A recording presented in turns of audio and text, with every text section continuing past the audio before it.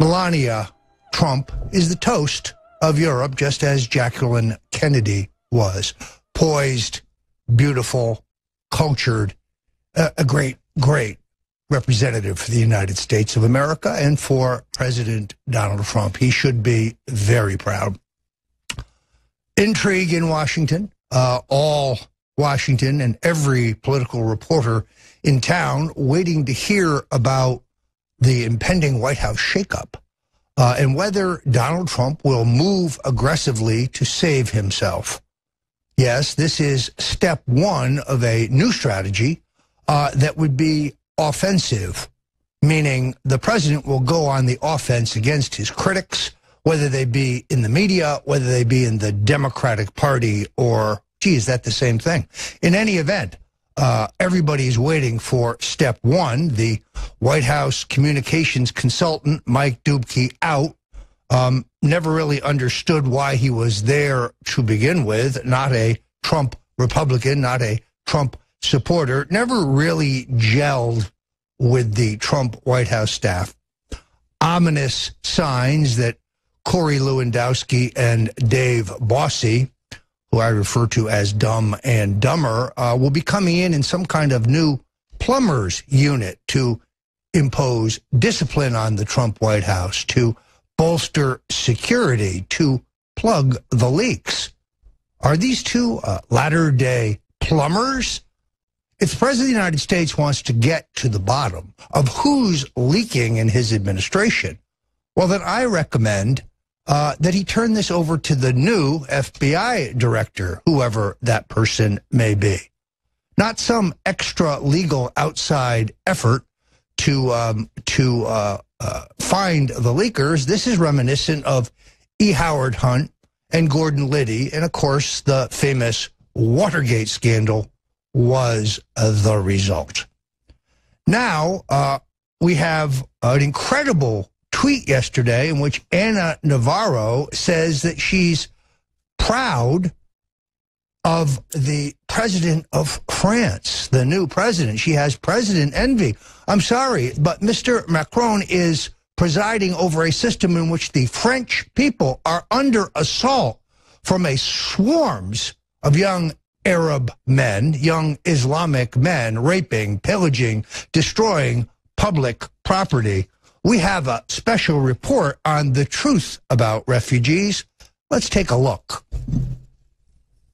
This is the shocking truth behind the Syrian refugee crisis that has been hidden from the public. Those boatloads of Africans you see on their way to Europe, yeah, well, for one, they're not coming from Syria, the clue being that they're African, and two, they're not refugees. They've not been rescued off the coast of Italy. Governments and aid agencies want you to believe that these people have struggled in flimsy fishing boats and dinghies to make it all the way across the Mediterranean. That's total BS. This is the insane reality of what's actually happening. The migrants pay people smugglers 1,500 euros each. They're not destitute refugees. The people smugglers then transport the migrants to a position just 12 miles off the coast of Libya. Just 12 miles. They then send out a distress call and the migrants are picked up by EU and NGO vessels. It's literally a taxi service straight to Europe. As The Spectator's Nicholas Farrell exposes,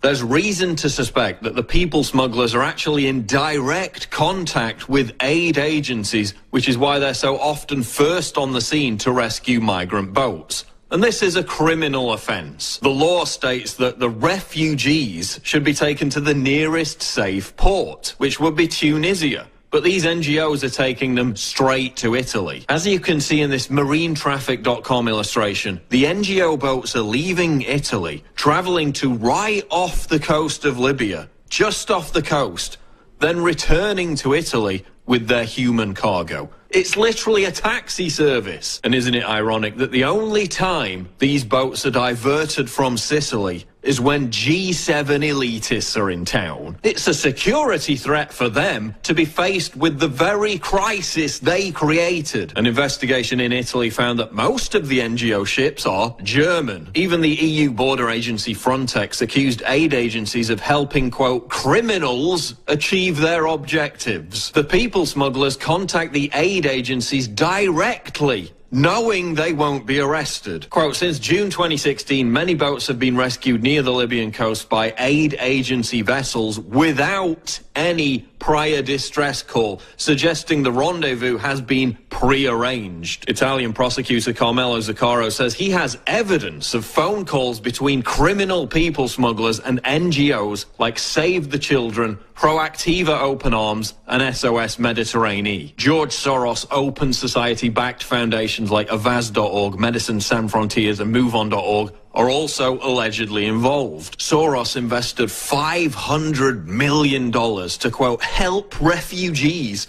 some of which is going straight to these NGOs. ISIS is also offering migrants free passage through the Mediterranean if they join the terror group. So in some cases, they're actually footing the bill for these migrants to pay the people smugglers, who in turn are in communication with the NGOs. This is a complete scandal and a huge security threat, yet virtually nobody knows that this is the primary method by which refugees are pouring into Europe. Just 2.65% of migrants arriving in Italy are awarded asylum status. They're not refugees. Half of them disappear on arrival and don't even claim asylum. Over 200,000 migrants are arriving in Italy alone via this method every single year. And that's only going to increase. If you think there'll come a point where the number of migrants pouring into Europe slows to a trickle, then think again. If we continue these disastrous policies, it's only going to get worse. Much worse. Africa's population is exploding. Look at the countries surrounding Libya. Niger's population is set to almost quadruple in the next 3 decades, from 20 million to 72 million. Chad's population is set to leap from 14 million to 35 million. Sudan is heading towards 80 million. Egypt, 152 million. Ethiopia, 189 million. Nigeria, 400 million. And I haven't even included those arriving from the Middle East. The character of a place is determined by the people who live there. You can't flood European cities with tens of millions of people from the Middle East and Africa and expect it to remain the same. Eventually, it's going to start to feel less like Europe and more like the Middle East and Africa. Look at what's happening in southern Italy, where these migrants are arriving. Once a holiday paradise, Sicily is now the scene of a turf war between the Italian mafia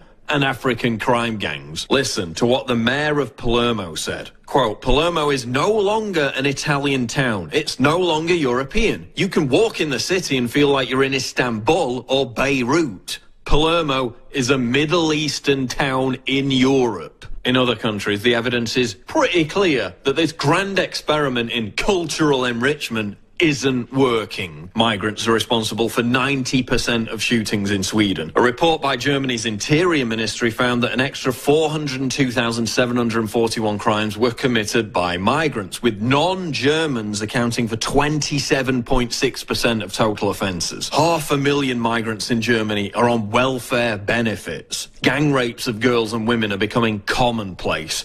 Women in Paris are now protesting against constant abuse and harassment by gangs of migrant men. To demonstrate the kind of reaction they get from men, they visit a local cafe with a hidden camera.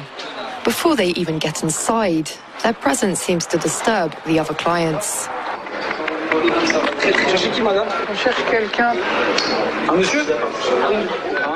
There are only men in here, and they're not very welcoming. Le mieux, c'est d'attendre dehors. Pourquoi? Ici, avec des hommes. Bah, c'est pas grave, on vit dans un monde où il y a des hommes et des femmes. Ça vous dérange, vous? Moi, c'est pour vous. Non, pour moi, là, je suis... The bar owner doesn't want to talk.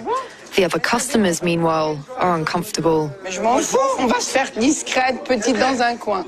Il y a que des mecs dans ce café. Et comment c'est normal qu'il n'y a que des mecs? Imagine que tu veux prendre un café avec une cousine, une amie, ta femme. Non? Normal. Elle reste chez elle. Ta cousine, elle reste chez elle. Ah bon? Elle fait ce qu'elle veut, mais pas avec moi. Ben voilà, dans ce café, il n'y a pas de mixité. Et est-ce que c'est normal? On est à Sevran, on n'est pas à Paris. Même à Sevran, c'est la France. T'es dans le 93. Et alors, le 80... Et alors? À Paris, c'est des mentalités différentes. C'est comme au bled. For a woman, going into a bar here is breaking a taboo. Murders by migrants are daily news. Even leftists who help migrants reach Italy admit that many of them support ISIS. He said they were processing men, adults in their 30s, who all had phones with ISIS stuff on the phones. They were being separated. When they were being handed over to the authorities with the information explaining that these guys, had all this on their phones and what their ages were, and they were just being processed through. There was nothing, they weren't being separated out. They just all went through with everything else. Germany and Italy are forcibly confiscating private property to house migrants. PostNord announced it would stop mail delivery to the migrant suburb of Rinkeby because it's too unsafe. And people who complain about any of this are being put on hate crime blacklists. Social media giants are censoring accurate reporting as hate speech. What's the solution to this crisis? Well, it isn't to pander to racism, xenophobia, or to resort to futile stunts and identitarian vigilantism. In fact, that only emboldens leftists and the institutions they control to pursue their policies with more vigour, prolonging their delusion that they have the moral high ground. You're also not going to convince reasonable-minded people by becoming right-wing social justice warriors. It just turns people off. Listen, the individual migrants aren't to blame for trying to escape to a better life.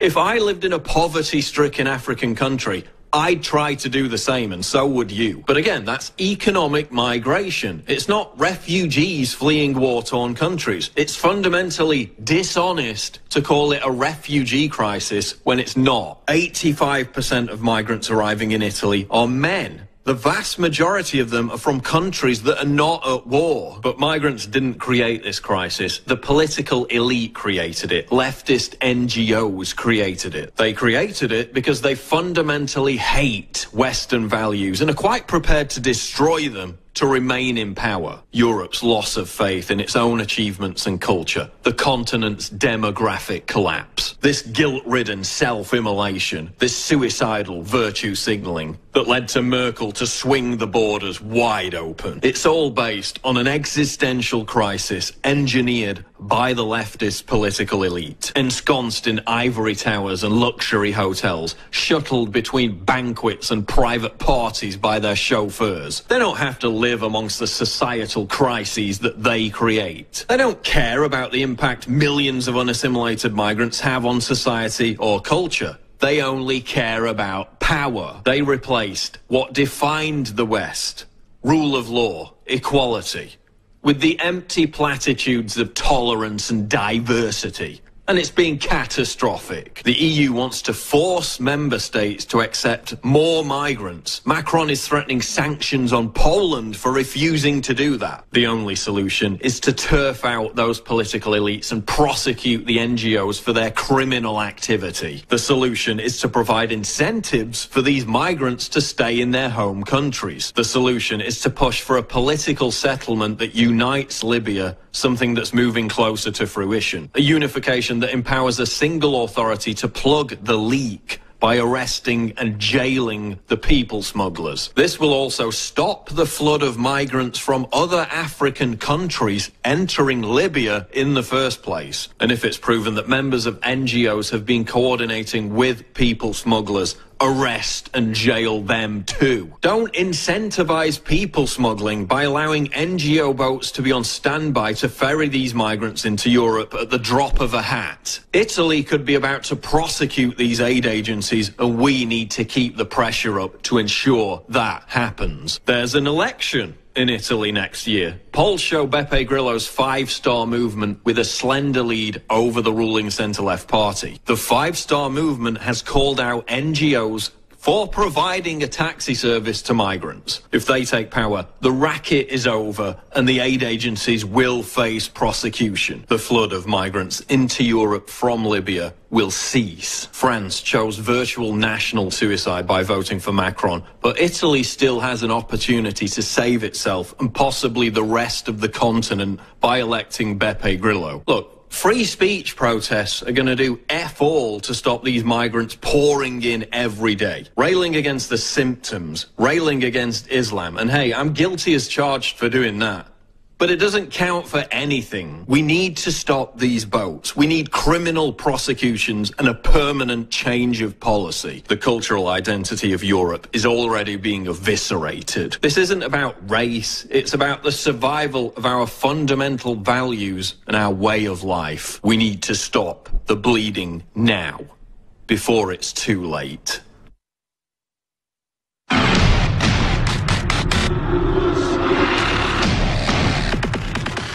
An extraordinary, hard-hitting piece by Paul Joseph Watson. Now is as good a time as ever to point out the incredible specials going on here at the InfoWars store. This is a way for you to support the revolution and patriot media, free expression, the First Amendment, and a free press. The Memorial Day mega special has been extended, but not for very long. In all candor, this broadcast would be impossible without Brain Force. This is one of the best products I've ever used for mental clarity, for energy, to get yourself mentally organized and prepare to fight the hard tech left as they seek to censor us. And you can find all of the very best products now on a special discount. Silver Bullet Colloidal, 65% off. Super Male Virility, back in stock, 30% off. The aforementioned Brain Force at 47% off. Survival Shield. This stuff may have saved my life back at the time when I believed I was poisoned just prior to being called to testify before the House Non-Intelligence Committee. Secret 12, 43% off. Knockout, an additional 50% off. These are the very finest all-natural supplemental products you can buy, folks, and you are helping the revolution when you go to the site. So stand with us, go to the store. You got to have our back here in the fight for free expression. Welcome back, Patriots. I'm Roger Stone, sitting in for the great Alex Jones. Hillary Clinton back in the news, giving an address at Wellesley, where for some reason she tried to dress exactly like Monica Lewinsky, beret and everything.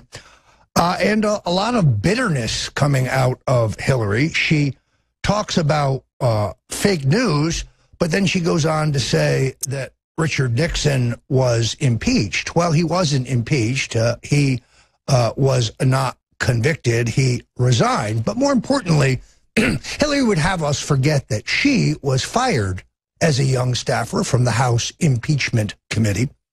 She tried during the campaign to rewrite history, her supporters saying that Jerry Ziefman, the chief of staff and chief counsel to the House Impeachment Committee, an ardent Democrat, didn't have the authority to fire her. Well, he did, and he fired her for lying and leaking, two attributes that she would bring forward into her political career. The difference between Richard Nixon and her husband is obvious. Richard Nixon loved his country, and when he believed he was hurting the country, he stepped down as president of the United States. No such selfless act by Bill Clinton, her husband.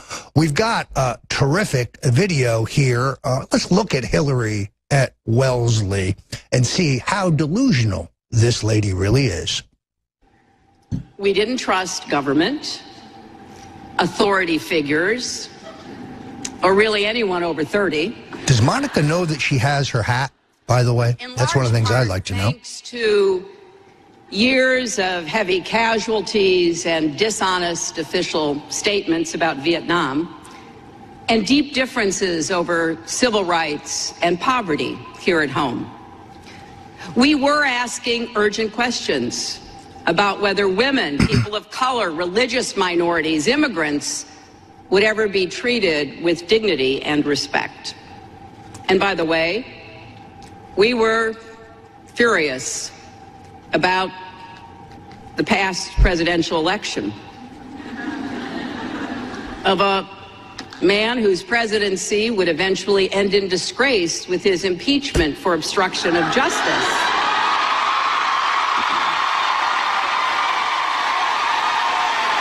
Is this woman incapable of telling the truth?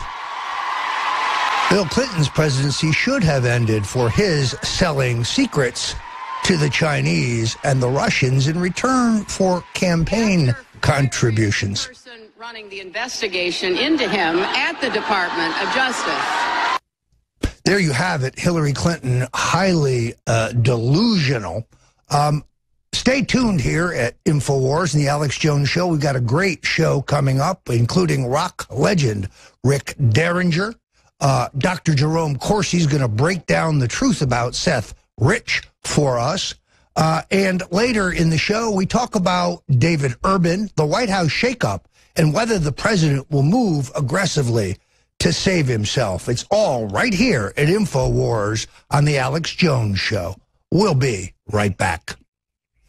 We are also going to talk about the fake news trend in America. The president has forthrightly come back and taken on the media in a way that has long since been necessary. We know who the enemy is. We know that we speak the truth, and you'll get the full lowdown here at InfoWars.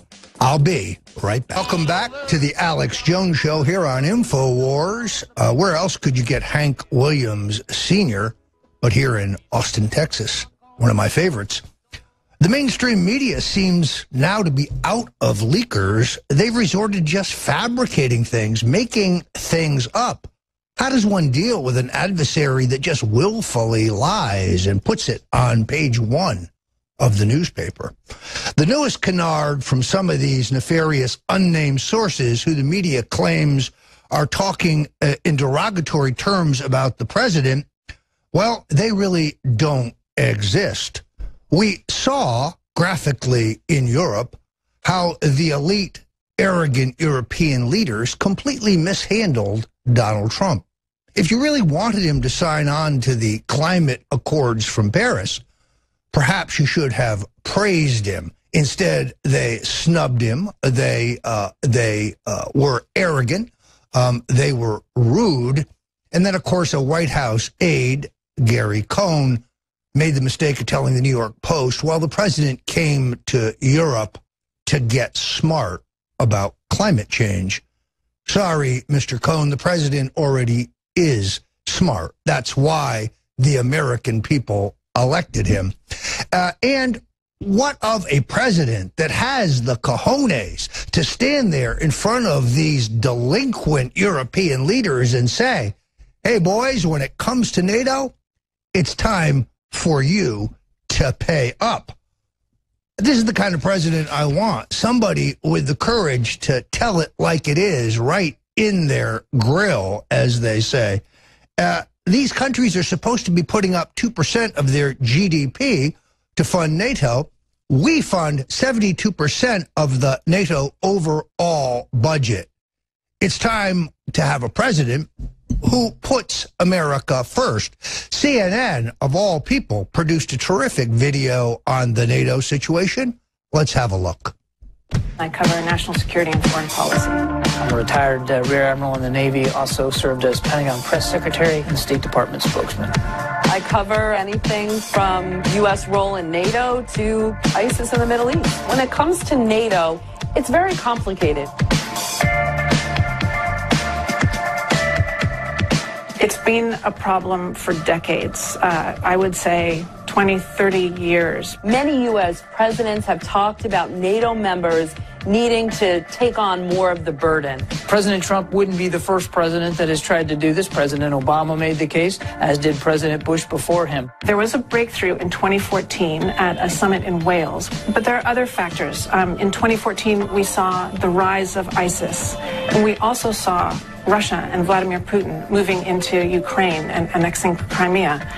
And those things really, really scared people in Europe. It was a huge incentive to spend more so that they can defend themselves. It's a struggle because many European countries are having their own domestic economic woes that are limiting their ability to spend on defense. President Trump has really made this a cornerstone of his campaign, certainly, and now of his foreign policy, and is even threatening to withdraw from the alliance if the U.S., if other countries don't pay more. I think he has put the fear of God into some countries.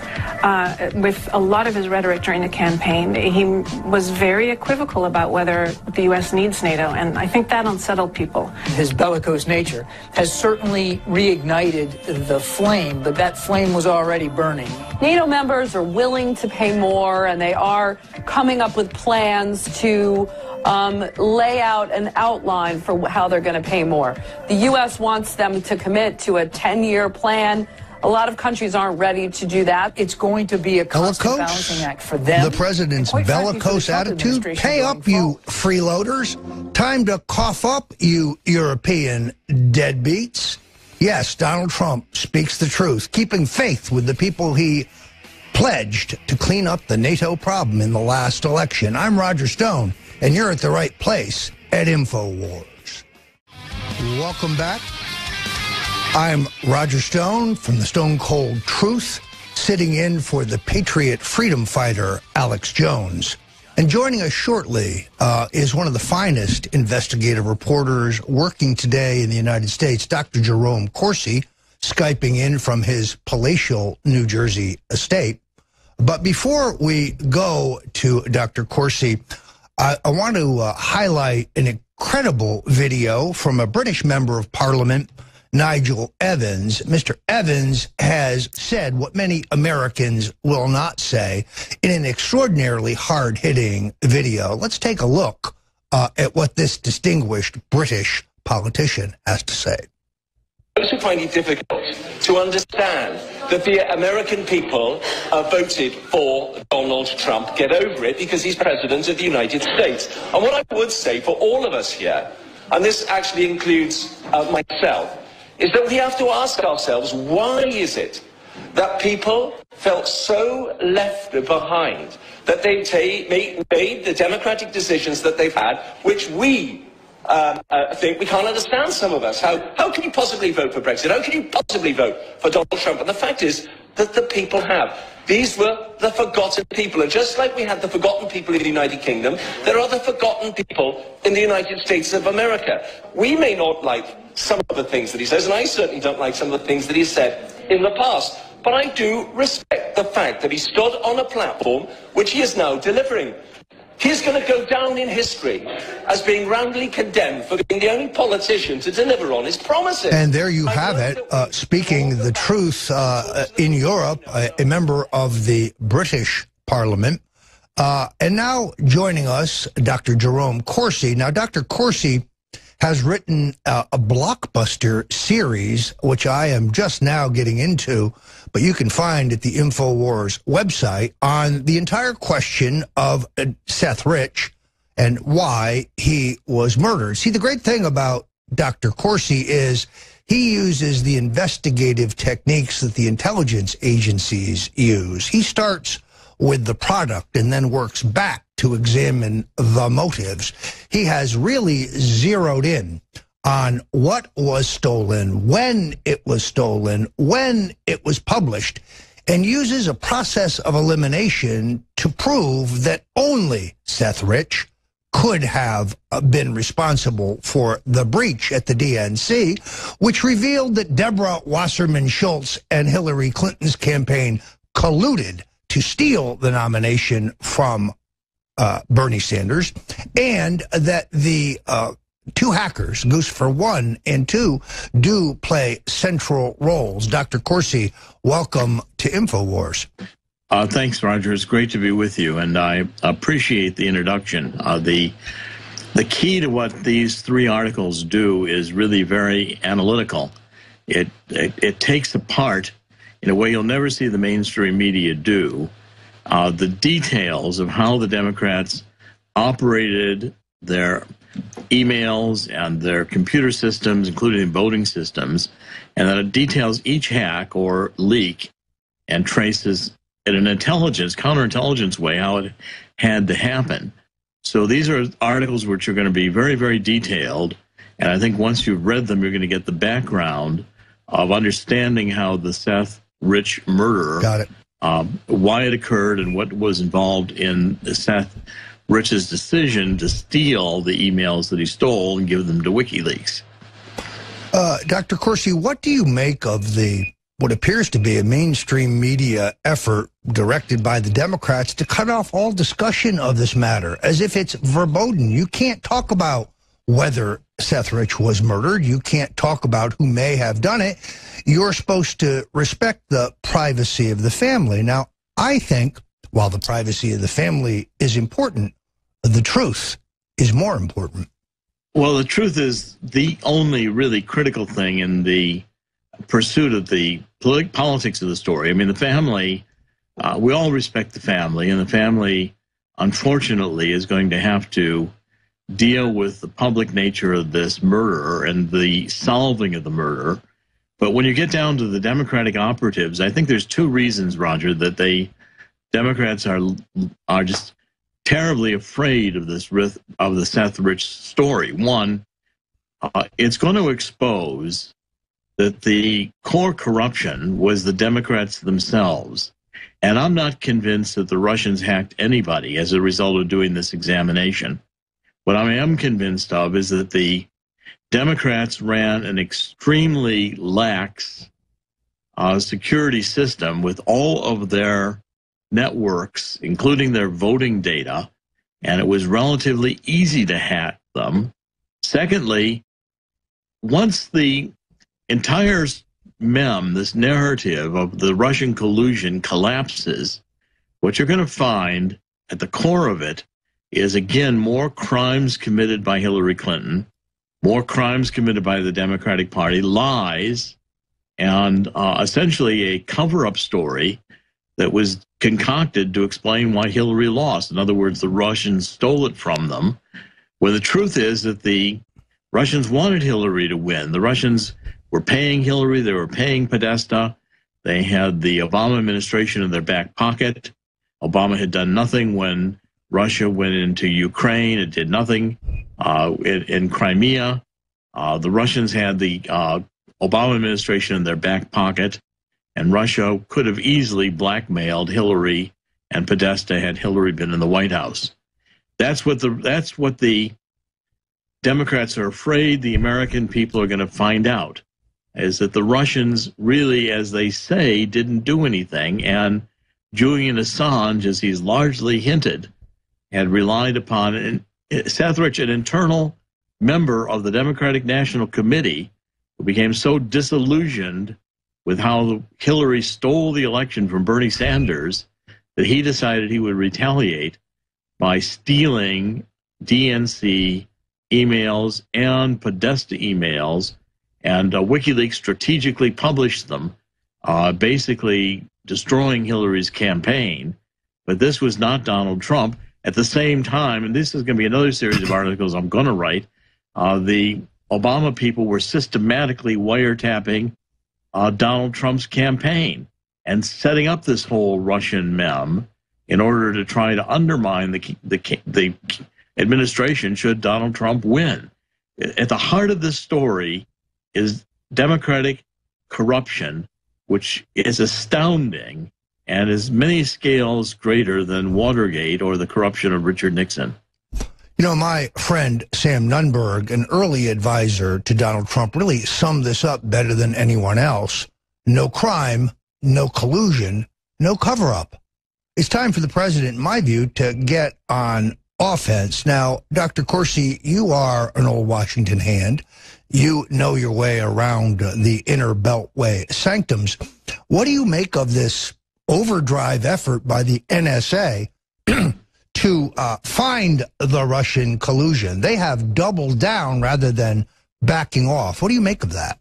Well, again, I think the NSA is also afraid that they're going to find that this whole FISA process was compromised. In other words, that the Obama administration was regularly doing electronic surveillance on Americans, and especially any Americans that were politically enemies of the Clintons or the Obamas or the Democrat Party as a whole. And the unmasking, in other words, not only getting surveillance on U.S. citizens, which is permitted under law in very narrow circumstances, done broadly on political enemies, on the Trump campaign and a whole, and then the names unmasked, which means that within the White House, a decision was made to reveal the names of the people who had been illegally under electronic surveillance from the NSA, and then to leak that information to the press in order to do detriment to the Trump campaign. And I'm going to do the same kind of detailed forensic, counterintelligence analysis and show how the stories that were appearing in the New York Times and other places throughout the campaign were sourced through leaks from the White House that used unmasked intelligence information that made it clear the Obama administration was conducting massive surveillance on Trump's campaign. In other words, whatever the Democrats have charged Trump with doing, colluding with the Russians, it was the Democrats who were colluding with the Russians. Wiretapping and breaking into the democratic systems on electronic surveillance.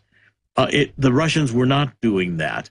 It was the Democrats who were surveilling illegally the Trump campaign. Who was in bed with Russia was Hillary and Podesta, making money, which we see through these the leaked emails. At the bottom line, the Russians did not make Podesta or Debbie Wasserman Schultz write the horrendous anti-Sanders and manipulative emails that they wrote. It was their own words, which the Democrats can't stand, that the American people realize the Democrats are trying to change the subject. That's all this is about. And when the American people realize the extent of this scandal, I doubt that the Democratic Party, as we now know it, is going to survive. Of course, the Democratic Party is moving so far to the left so rapidly, it's hard to tell what it is anyway. All right. We'll be back in just a few minutes with more of the hard-hitting reports of Dr. Jerome Corsi here at InfoWars. But now would be a great time for you to go to the InfoWars store and support the fight for freedom. I'm Roger Stone, and I'll be right back. Welcome back to InfoWars. I'm Roger Stone, sitting in for Patriot freedom fighter Alex Jones. I've just realized that on the InfoWars store site, that Z-Shield, the toxic metal and chemical defense support system, is actually 25% off. Now, the sad truth, folks, is that our food, our water, our air is slowly poisoning us. There are tons of toxic chemicals we're absorbing every day. This is based on the fact that even the EPA admits that there's 800 million pounds of poison, pesticide, being dumped into the United States. What do you do about it? Well, Z-Shield is the very best all-natural formula for immunity, strength, and to repel these antioxidant poisons. An incredible formula, and 25% off due to our Memorial Day special. Now, I must tell you, the stock will not last long at this price. So do yourself and the movement for freedom a favor by going to the InfoWars store now and getting this terrific product. My grandson Nicholas uses it among a myriad of other InfoWars products, and I should be in the good health that he's in. So going back now to our guest, Dr. Jerry Corsi. Dr. Corsi, I think that maybe what the president needs to do here is to turn the table on his critics, to direct Attorney General Sessions to convene a grand jury. that the grand jury should interview Mr. Hayden, Mr. Clapper, Mr. Brennan, Mr. Rogers, and of course, Susan Rice, perhaps even Valerie Jarrett. And depending on what the grand jury learns, perhaps it's time to summons Barack Obama himself. After all, a fair question you may remember is, what did the president know and when did he know it? It's time to take the gloves off. Do you think the American people would support such an approach by the president? I think it's necessary, and I think it's the next thing coming. I have written some articles. I wrote 2 or 3 I'm going to write. I'll write the 3rd soon, of the counterintelligence measures that President Trump ought to take. Remember, this is a propaganda attack, that the Russians were in collusion with the Democrats. It does not make logical sense. There's no proof for it. So it's just a propaganda. It's a lie the Democrats are trying to make true by repeating and repeating and repeating it. First thing you do, I said, was change the subject. Well, President Trump's done that with his European trip and his trip to the Middle East and to Europe. Second thing I said is silence the mainstream media. And I'm recommending moving the mainstream media out of the White House so that it no longer has that little tiny briefing room, which is really a disgrace, by the way. It's dirty, it's small, it's crummy, and it's maintained as a fiefdom by the mainstream media, who elbow everybody else aside. You can do just as well watching it on a live stream on television or on the internet. At any rate, that second one is just silence the mainstream media. Get them out of the building. Don't provide them access to information. Don't do daily briefings. Make it hard for them to get their information. Third, you attack back. And so you get the Attorney General. President Trump has all the apparatus right now of the intelligence agencies and the Department of Justice. He needs to fire massively people who were there under the Obama administration, because they're turning out all to be unloyal to undermining President Trump's administration. And then start some grand juries, start some investigations, dig deep into John Brennan's CIA, which I'm convinced was actually doing the hacking of the DNC, and then blaming it on the Russians, trying to set up, the footprints, the fingerprints that could trace to Russia, even though there's no proof it was Russia. And secondly, when you look at the hacks, take a look at the system. The 3 articles I've written, and we wanted to publish them all at one time, you're going to spend some time reading them. They're extremely detailed. I researched them and been researching them for a long time. So you're going to find out, for instance, why Seth Rich was hired and how he came up as a Democratic operative. All right, Dr. Corsi, we are up against a hard break here, but there you have it. Old Washington hand, a man who knows where the bodies are buried. Thank you for joining us today, Dr. Jerry Corsi. Great pleasure. Thank you. Welcome back to InfoWars. I'm sitting in for Alex Jones, and we are going to talk impeachment. Now, Congressman Al Green, a Democrat, says that he's pushing ahead with the process to draw up a bill of particulars for the impeachment of President Donald Trump. Frankly, I liked Mr. Green much better when he was just a singer. Oh, it's not the same guy. Pardon me. In any event, incredibly, Congresswoman Maxine Waters, and by the way, Bill O'Reilly got this right. She does appear to have borrowed that hairdo from James Brown. The level of arrogance and misinformation and misstatements and non-facts who flow from this woman's mouth is really extraordinary. She's a hater, the worst kind of hater. And she pays no attention to the fact that her own Senator, Dianne Feinstein, and John Brennan, the Wahhabist who somehow managed to serve as CIA director for 2 presidents, both were forced to admit no evidence whatsoever of Russian collusion. No crime, no collusion. no cover-up, as my friend Sam Nunberg, the Trump advisor, says. And we are really, it blows my mind to see what Maxine Waters is saying and doing. Let's take a quick look.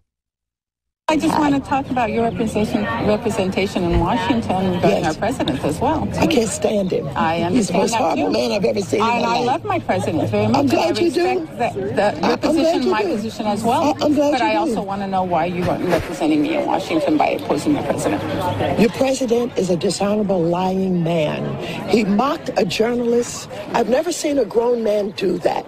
He talked about grabbing women by the private parts. He lies every day. He's in bed with Putin and the Russians about oil, and everybody around him are allies with the Kremlin and with the oligarchs of Russia. They're going to take us down. This is extraordinary. This woman is delusional. Grabbing a woman's pussy, which I don't think he ever did. He said it. I go back to... What grown man talks like that? I go back to President Clinton. I don't care about Clinton. Well, of course I care about this. Listen, I'm going to work every day until I get him impeached. Yeah, no, she doesn't care about Clinton. Clinton, who raped and sexually assaulted dozens of people. Thank you so much. Thank you so much. You cannot impeach a woman of Congress. Me in office. All right, I think we got the flavor of this. This is demagoguery of the worst sort. And here's the real irony. Maxine Waters and her husband have engaged in business activities utilizing her position in public office that would have sent a Republican who was white to jail. And that is a fact from the stone cold truth. Perhaps it's time for the Justice Department to re-examine her business dealings before she lectures us about morality. And Congresswoman Waters, no proof that Donald Trump is in bed with the Russians. No proof whatsoever. Put up or shut up, as they say in the part of Connecticut that I'm from. We are also, I think, on the verge of a major White House shakeup in which the president could very well make personnel decisions that could save his presidency. Now, there has been some speculation in the Washington Post, in the New York Times, that David Urban, the hard-charging West Point graduate, distinguished Army veteran, and the man who helmed Donald Trump's incredible victory in Pennsylvania that put him over the top, a prize that eluded Mitt Romney, John McCain, and George W. Bush. Well, we're told that Mr. Urban might be in line for a major role in the Trump White House. In all honesty, David Urban served as the chief of staff for the toughest, meanest, smartest man who perhaps ever served in the United States Senate, Arlen Specter. Irascible, controversial, difficult, smart as can be. If you can manage the affairs of Arlen Specter, you can manage the affairs of President Donald J. Trump. David Urban is exactly a perfect representative of the new Trump Democrats. A former altar boy from Alquippa, Pennsylvania, whose father is a union card-carrying steelworker and a proud member of the NRA. David Urban is the kind of loyalist Donald Trump needs. I say this not just because he is a friend of mine, but because he's proven in the battle-tested war that we just went through in 2016 that he can deliver, that he can keep his mouth shut, that he can put his loyalty to the president first and foremost. And he knows how Washington works. And he has an extraordinary sense of ethics.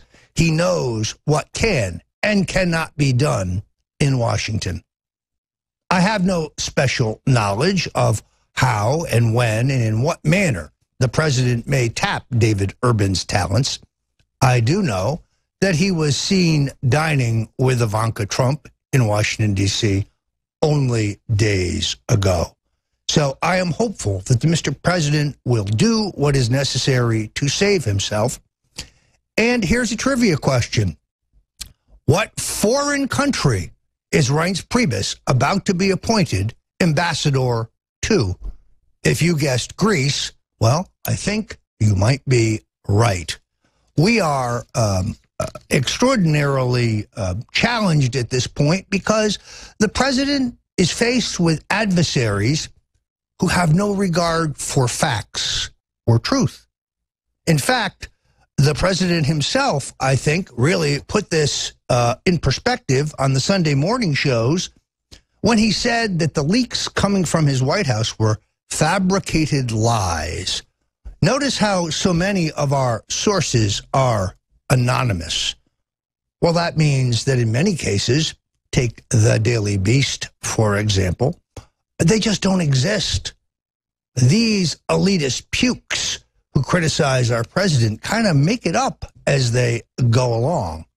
And you have the interlocking and totally coordinated effort to take highly sophisticated computer techniques, technological techniques by the tech left, Google, Facebook, Twitter, Amazon, Yahoo, to promulgate their fake news and suppress the truth when it's on InfoWars or Breitbart or The Daily Caller or indeed Stone Cold Truth. This is the most important fight we face because, you see, the president cannot win, not on the economy, not on immigration, not on trade. He cannot make America great again without a vibrant, robust alternative media. The Washington Post, the New York Times, ABC, NBC, CBS, they'd like to go back to the days when they had a total monopoly on political discourse in this country. You see, that back was broken in 2016, largely because of the technological advance that now has the majority of Americans getting their political news on a handheld device or an iPad or a PC. And in order to do so, they have to go through the internet. Well, when consumers, in this case voters, go through the internet to reach, shall we say, CNN, it doesn't take them long to figure out that there's better investigative reporting going on right here at InfoWars, and that they have a wealth of alternatives to find out what's really happening in America. Now, if you are going to help us fight the tech left, there is no better way that I can think of than going to the Infowars.com store. I believe it's InfoWarsStore.com, actually, and taking a look at the new Emmerich's Essential line of organic household products would be a great place to start.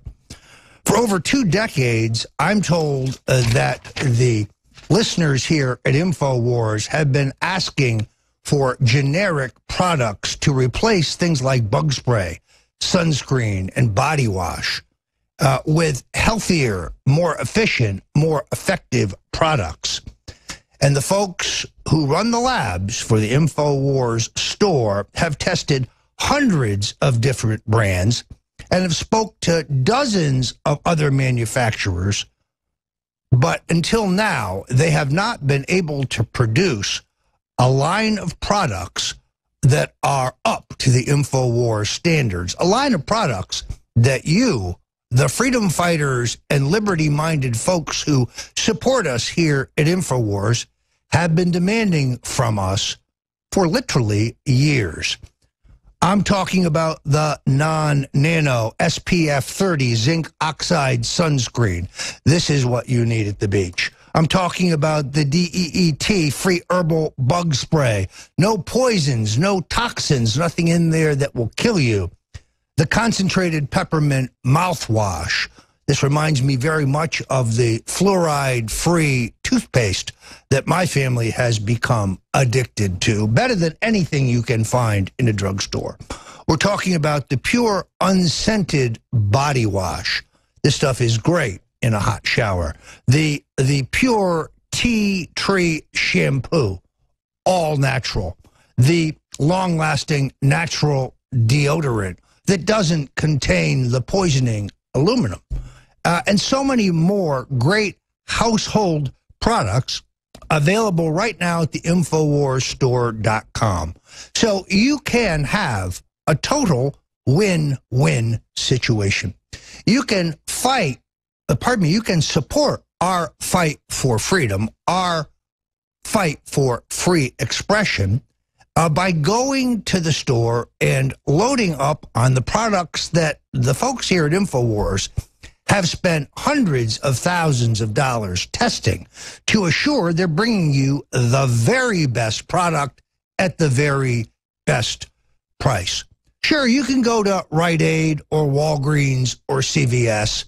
You'll pay more and you'll get inferior products that don't support the fight for freedom. So please, folks, go to the InfoWars.com store and help us in this struggle for free expression and the First Amendment. We are also going to talk about this personnel shakeup, as I indicated, is a unique opportunity for the president to get on offense. Now, there's a report that Steve Bannon, who is a nationalist, whose political views are probably somewhat copacetic with my own, certainly one who understands the game plan of the globalists. And the report is that Mr. Bannon will run a war room operation to help put the Trump administration on an offensive footing. Well, while this is a quaint idea, I'm not sure a war room is the real answer. The real answer, in my opinion, is for the president to double down on the agenda he put forward for the American people. Trump needs to deliver on policy, and he is. Little attention being given to the regulatory unraveling going on at EPA, for example, and other departments where the thicket of red tape, which is destroying job creation in this country, is being hacked back by Trump appointees. No, the president doesn't get any credit for that. Or an economy that has clearly turned the corner from the Obama doldrums. Revitalizing our economic vitality is a key. The president needs to go to the mat for a cut in the corporate income tax rate, cutting the rate below China, Mexico, Japan.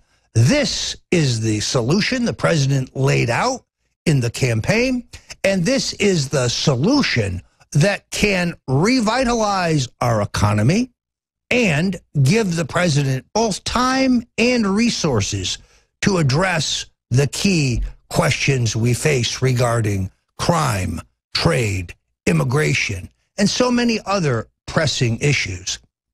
While the travel ban is something I entirely support, I think the economic keystone to Trump's success is in the dynamic pro-growth campaign promises he put forward that need to be embodied in his thrust on Capitol Hill.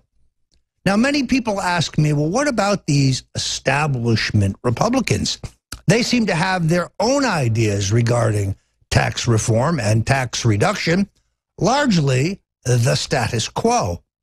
I actually saw one Republican congressman crowing about the fact that nothing would change. Well, that will not satisfy President Donald Trump, a man I've known for 40 years. You can get my book, The Making of the President 2016, How Donald Trump Orchestrated an American Revolution, at the InfoWars store. This is the insider's perspective on how Donald Trump pulled off the greatest political upset in American history. And it shows you the grit and the gumption and the determination of Donald J. Trump. Folks, he's a fighter. And these efforts to say he's disillusioned, he's frustrated, he's ready to throw in the towel, well, That's the fake news. Those are the fake sources the president was referring to on the Sunday morning shows. The president came back from Europe, exhilarated, excited, energized, and ready to do battle with the inside the Beltway forces arrayed against him. The mainstream media, their allies in the Democratic Party, and those in the deep state, the CIA and the other vaunted 17 intelligence agencies, all continue to be led by Barack Obama appointees. Mr. President, it's time to clean house. But this I know. Those here at InfoWars, our listeners, our viewers, our supporters, we, Mr. President, have your back. We will fight to make America great again. I'm Roger Stone, you're at InfoWars, and I will be right back. All of us are students and have homework and projects and things due. Have you sent an email out to our faculty letting them know? No. What's been done about that? Because we're all here on our own time. Yeah. I'm eating cake, girl. That is the first thing I'll do. I have not done it yet. So they need to be told that these assignments won't be done on time. And we don't need to be penalized for that. I don't know the names of all the students here. We'll just send it to all the faculty. It doesn't matter. The vice president is black, so I know you can do it, Joy. Yeah, Joy. I love your confidence in it. Hold on. Sorry. I speak with my hands. The faculty need to know what's going on so that y'all can't keep doing this pointing fingers. And since I know you act like we don't have technology, yo. Are you listening? No, this is it. This is how you can help. Please. You please, George. You please. Come on. I'm trying to talk. Okay, we trying to listen. Go ahead. I'm trying to talk. Okay. Just go ahead. Just go ahead and say it. I want to go to work on these with Wendy, the other people here, the faculty. Oh, faculty, y'all staying? I need some privacy, folks. I'm sorry. Okay. I have claustrophobia. Oh, okay. Oh, and we endure hate crimes on your campus that we pay to be here for. Students of color have to work in threatening environments every day. Come on, baby. Welcome. Get to work. You can get to work. We can get desk. Can you get the desk? I mean, whatever you need. Yeah, George, you're going to have migrate to your desk. We'll be right here. All right, George, I'm going to catch you on the flip side, Playboy. Sorry, folks. I will work on these. You hold me accountable by Friday. George, this is we got to do it every day. If you don't go to your desk, you don't let us. So by Friday, if all those are met, you need to pay for a potluck. I pay for potluck anyway. Yeah, okay, bet. Okay, we want gumbo. Bet. We want gumbo. Made by my mama. Okay. Trying to copy this to put it up on the college website. You can scan it. I'm going to scan this. We're going to put it up on the college website, okay? Oh, we got to tell you management skills. They got scanners down in the library. Yeah. Let's get out of here. Peace out, y'all. I'm tired now. My legs hurt. My body hurts. I'm tired.